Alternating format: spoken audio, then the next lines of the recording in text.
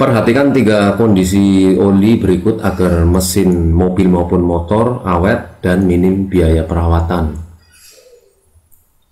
Pada tutorial kali ini saya ingin mengajak Anda untuk memperhatikan kondisi berikut untuk menentukan kapan waktunya ganti oli mesin, kapan oli mesin harus ditambah agar mobil maupun motor tentunya awet dan tahan lama.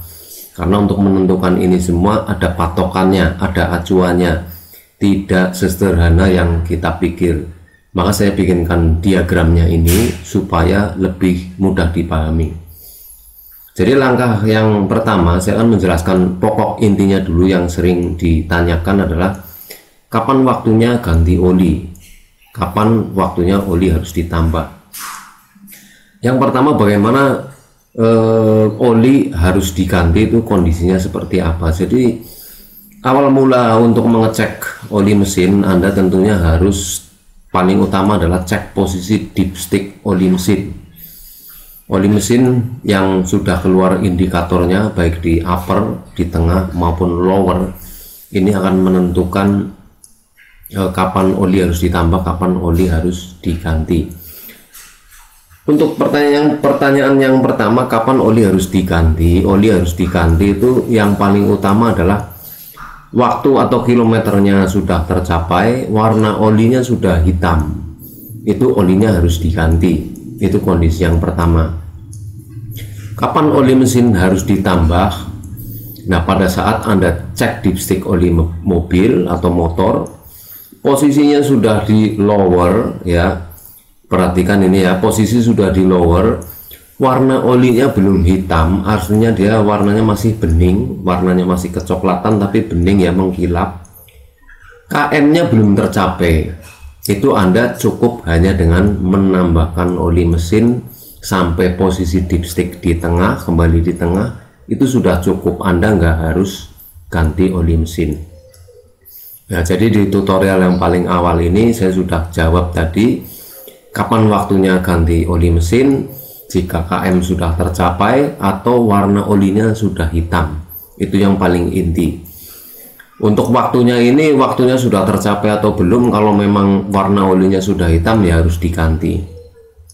Untuk yang kedua tadi kapan harus ditambah, saya juga sudah kasih tahu. Yang penting pada saat cek posisi dipstick, posisinya di lower, warna oli masih bagus, tapi posisinya lower itu harus ditambah. Nah, untuk bagian berikutnya ini sesuai dengan judulnya ya, tiga kondisi oli mesin yang harus dicek. Kondisi yang harus dicek adalah yang paling utama adalah warna oli, waktu pencapaian, kilometer ya. Untuk menentukan ini semua Anda harus tahu bagaimana cek posisi dipstick oli mesin. Tutorialnya sudah ada ya. Saya sudah membuat tutorialnya sebelumnya mengenai bagaimana cara lihat dipstick. Ini cara melihat dipstick itu seperti ini. Ini ujung pangkalnya lower, yang paling atas ini upper, yang di tengah ini ideal. Yang paling ideal untuk acuan atau patokan bagaimana posisi oli mesin standar supaya mesinnya awet dan tahan lama. Ini standar pabrikan di tengah ya. Sekali lagi ini standar pabrikan, bukan patokan asal-asalan, bukan, ini sesuai standar pabrikan. Nah, kalau Anda sudah ngerti caranya cek dipstick oli mesin, posisi dipstick ini sudah tahu, posisi upper, lower, dan tengah, Anda akan lebih mudah, tidak kesulitan menentukan kapan waktunya ganti oli dan kapan waktunya oli harus ditambah. Jadi nanti tidak bertanya-tanya lagi, karena Anda yang memiliki kendaraan baik motor atau mobil, Anda yang seharusnya sudah tahu kapan waktunya harus ganti atau kapan waktunya harus ditambah dengan memperhatikan tiga kondisi ini: warna olinya, waktu pencapaian pemakaian, dan kilometernya sudah tercapai atau belum.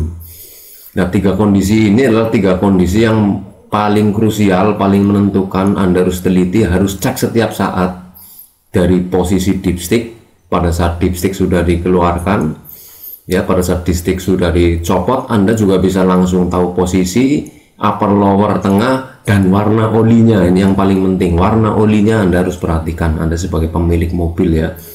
Jika Anda sudah paham posisi dipstick, ngerti warna olinya, maka tidak perlu tanya ke sana kemari, Anda sudah ngerti langsung waktu yang tepat untuk ganti atau waktu yang tepat untuk menambahkan oli.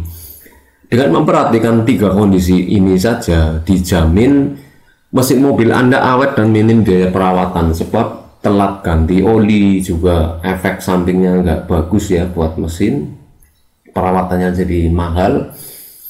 Kalau bukan waktunya oli ditambahkan juga nggak bagus ya, karena tidak sesuai kondisi. Jadi 3 kondisi ini harus diperhatikan betul pada saat Anda memiliki kendaraan baik motor maupun mobil, kalau mau mesinnya awet dan tahan lama. Oke, sementara itu tutorial singkatnya ya mengenai 3 kondisi oli, kapan waktunya diganti, kapan waktunya ditambah. Semoga tutorial singkat ini bermanfaat, dan kalau misalkan ada yang masih ingin ditanyakan bisa langsung masuk ke kolom komentar. Jangan lupa klik like dan subscribe karena channel ini update hampir setiap hari. Terima kasih atas atensi dan perhatiannya. Selamat bekerja dan beraktivitas.